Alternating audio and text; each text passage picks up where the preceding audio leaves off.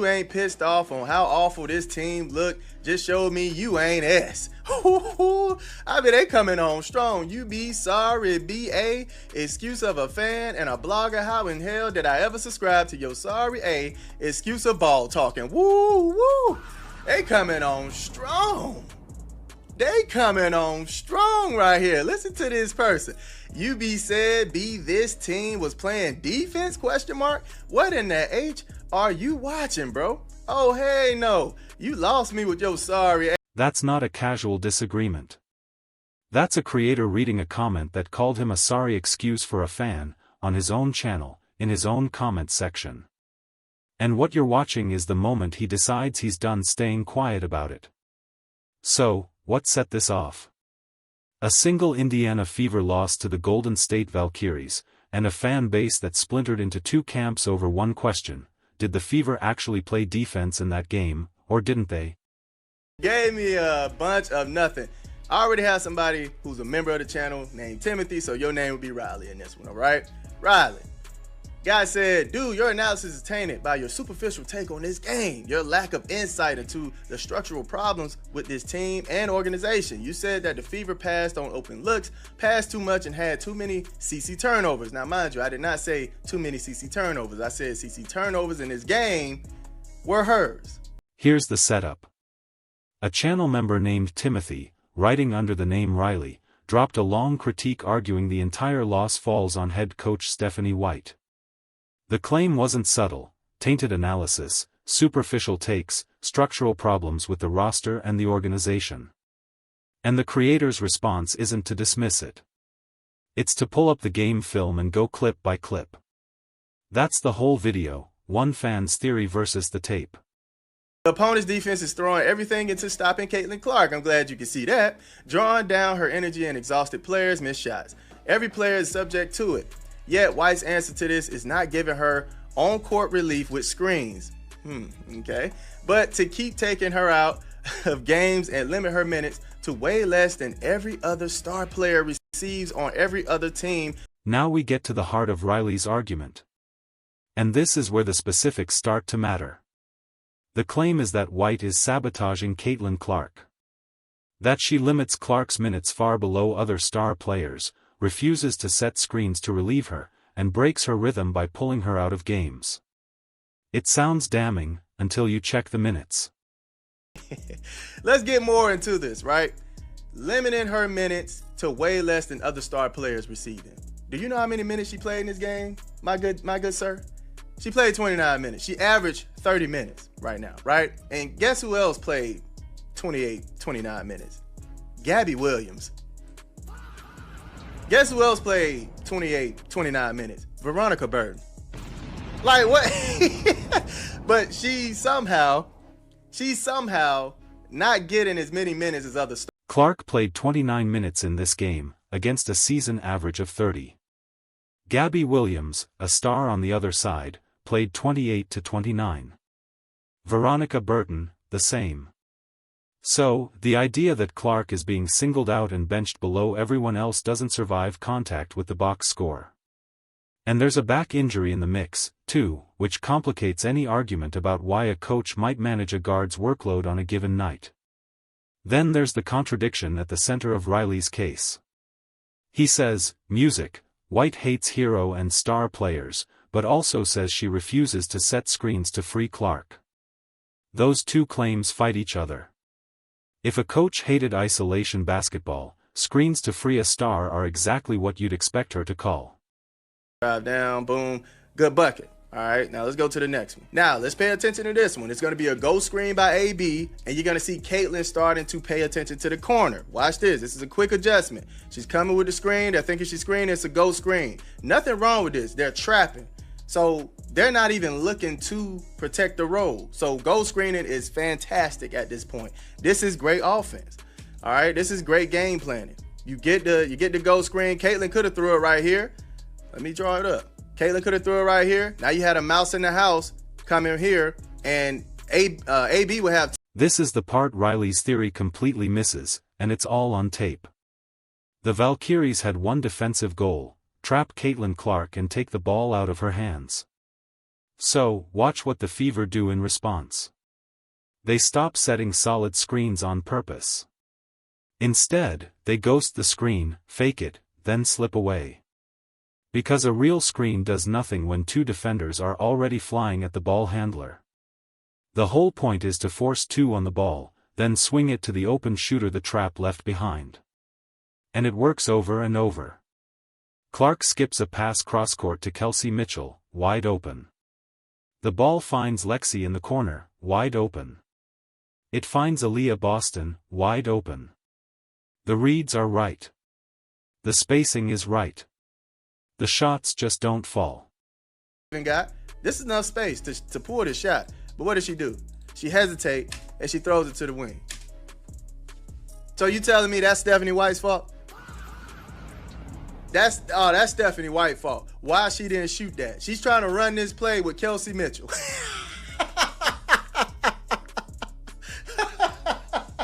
This is what I mean when I said they were hesitant, being pensive, right? Not taking the shot when it was open. Hold on, it's not over though. It's not over. Kelsey, she's gonna drive in, kick it to Allen. This is a wide open shot. You give me Passat, you give me any stretch forward, they're pulling this. Okay, somebody that's confident in their three, they're pulling this and they're knocking this down. That's enough space. As a pro, you're not even seeing this. All you see is rim. That's it. Rim and backboard. That's all you seeing, dog. But watch what happens. Oh, nope. I'm going with the hezzy, and I'm going to drive in, and I'm going to pull this instead. Come on, man. That's not Stephanie White's fault.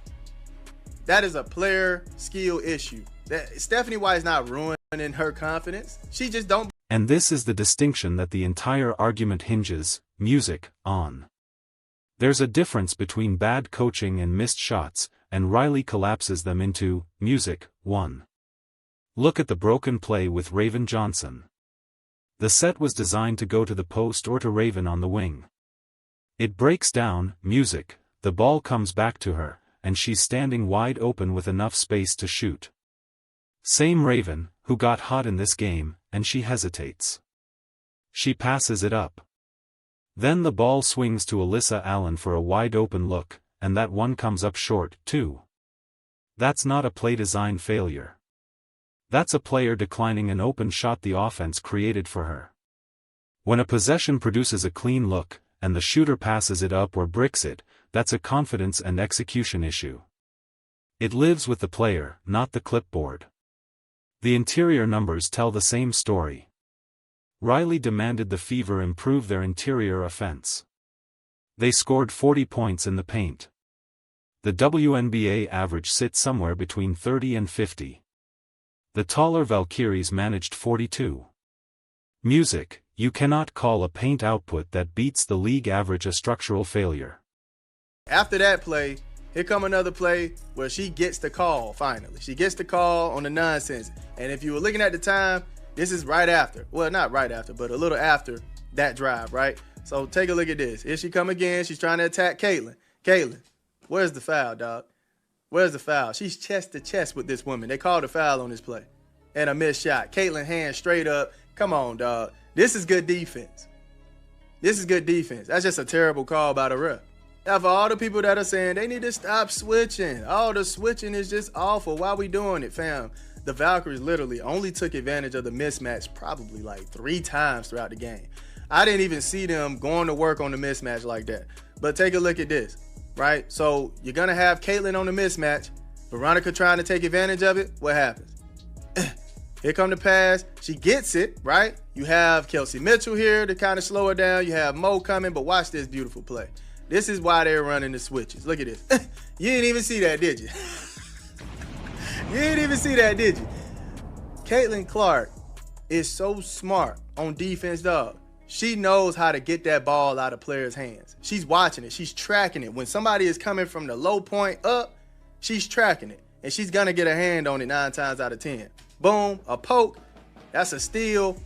And now we're off to the races. Once again, Caitlin Clark playing some fantastic passes. Now to the claim that there was no defense at all because the tape says otherwise, and it says it loudly. Watch Clark on the ball, chest to chest with Veronica Burton, hand straight up, forcing a miss, and getting whistled for a foul that wasn't there.